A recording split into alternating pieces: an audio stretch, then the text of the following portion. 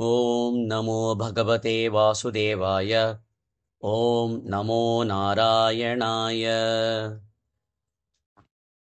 श्रीमन्नारायणीयं दशकं 15 श्लोका 4। विमलमतिः विमलमतिः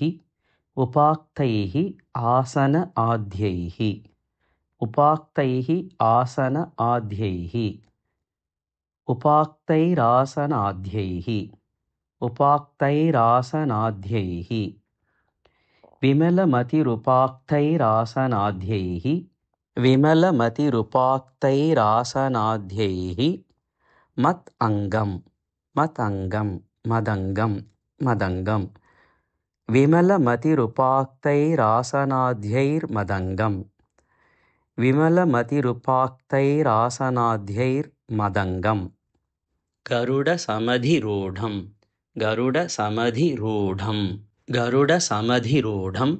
दिव्यभूषा आयुध अङ्कं दिव्यभूषा आयुध अङ्कं दिव्यभूषायुधाङ्कं गरुडसमधिरूढं दिव्यभूषायुधाङ्कं गरुडसमधिरूढं दिव्यभूषायुधाङ्कं गरुडसमधिरूढं दिव्यभूषायुधाङ्कं विमलमतिरुपाक्तैरासनाद्यैर्मदङ्गं गरुडसमधिरूढं दिव्यभूषायुधाङ्कं रुचितुलिततमालं रुचितुलिततमालं रुचितुलिततमालं रुचितुलिततमालं शीलयेत् अनुवेलं शीलयेत् अनुवेलं शीलयेतानुवेलं शीलयेतानुवेलं रुचितुलिततमालं रुचितुलिततमालं शीलयेतानुवेलं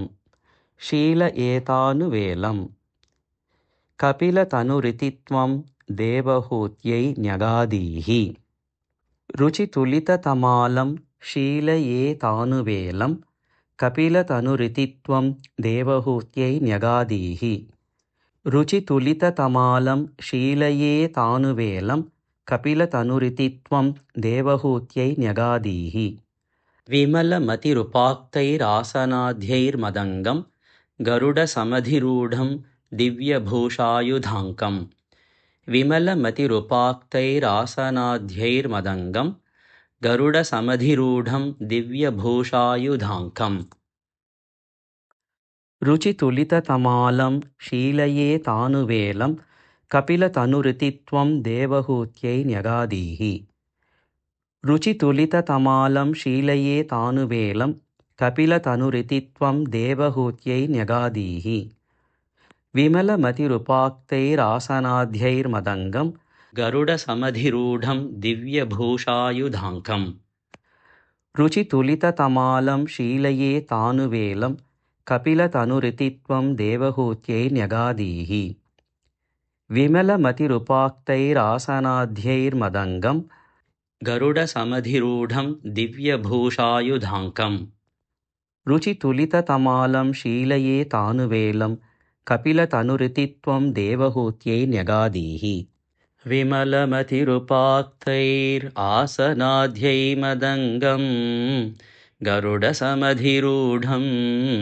दिव्यभूषायुधाङ्कं रुचितुलिततमालं शीलयेतानुवेलं कपिलतनुरितित्वं